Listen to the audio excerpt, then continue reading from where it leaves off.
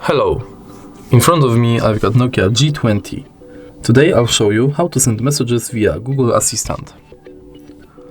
So, let's tap on Google app firstly, go to More, Settings and Google Assistant. Tap on Voice Match and make sure this function is on. Now you can simply say, "Hey Google, send message to Lily."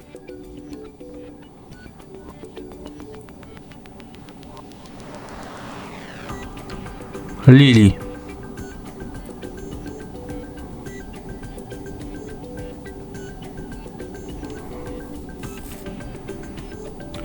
Hey Google. Wem möchtest du eine Nachricht schicken? Send message to Lily.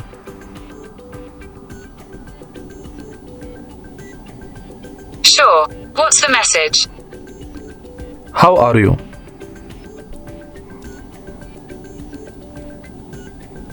Sending your message saying how are you? And that's it. If you find this video helpful, please leave like, comment and subscribe.